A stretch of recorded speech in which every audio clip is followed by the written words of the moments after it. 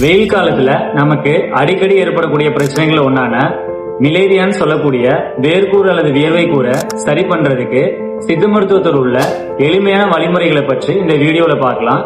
அதுக்கு முன்னாடி நம்மளோட சேனலை சப்ஸ்கிரைப் பண்ணிக்கோங்க. பொதுவா வேர்க்கூறு எந்த ஒரு நோய் கிருமிகளையும் தொற்றுனால வரக்கூடிய ஒரு பிரச்சனை கிடையாது.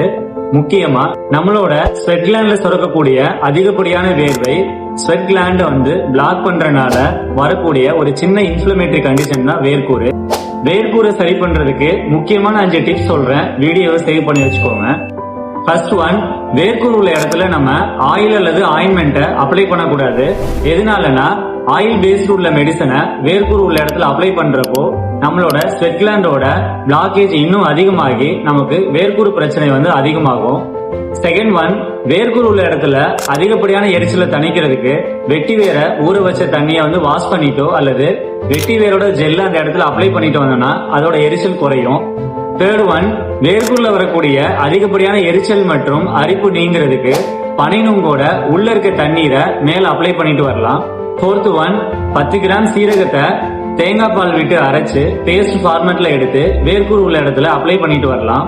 ஃபிஃப்த் ஒன், கற்றாழையில் உள்ள ஜெல்லை எடுத்து 10 முறை நம்ம சுத்தமான தண்ணீர்ல வாஷ் பண்ணிட்டு அது கூட 10 கிராம் அதிமதுர பொடியை கலந்து பேஸ்ட் ஃபார்மேட்ல வேர்க்கூறு உள்ள இடத்துல அப்ளை பண்ணிட்டு காலை மாலை 2 வேளை 1 மணி நேரம் கழிச்சு குளிச்சுட்டு வந்தோம்னா வேர்க்கூறு சீக்கிரமா குணமாகும்.